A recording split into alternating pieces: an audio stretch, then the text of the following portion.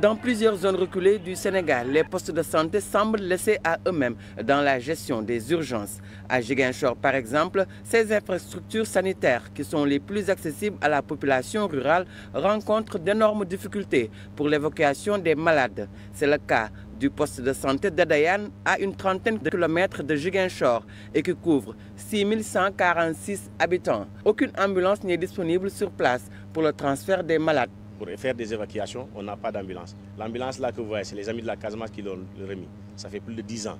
L'ambulance que Doudouka avait remis du temps, elle est tombée en panne. Avant qu'il n'arrive à Ziguinchor, le malade peut faire 2 heures de temps ici avant qu'on trouve une ambulance pour l'évacuer. Surtout quand on a une femme qui est là, qui saigne et on n'a pas d'ambulance. Des fois, il m'est arrivé une fois, en cours de route, il y avait une ambulance qu'on a empruntée. On prend jusqu'à 1 heure de temps pour attendre l'arrivée de l'ambulance parce qu'il doit venir d'Agnac. Donc on a pris l'ambulance, en cours de route, l'ambulance est tombée en panne. Et j'avais une femme qui saignait.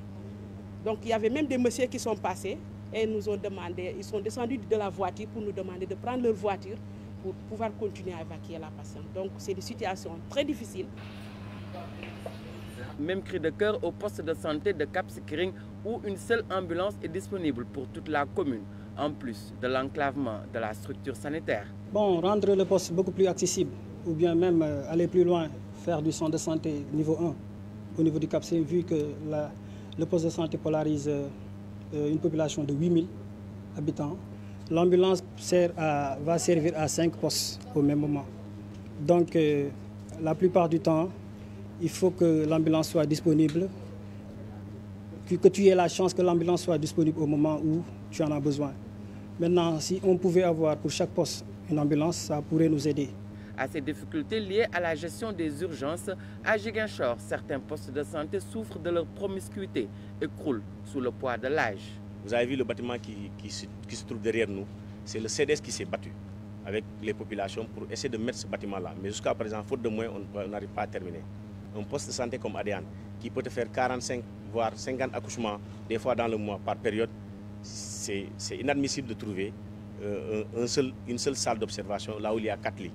Et ce n'est même pas dans les meilleures conditions qu'on souhaite. Le dispensaire également. Si les gens peuvent nous aider à mieux mettre une structure adaptée qui réponde aux normes, je pense que ça serait quelque chose de bénéfique pour nous. On peut prendre en charge jusqu'à 3 patientes, mais quand c'est plus de 3, là on a des problèmes, on a des difficultés.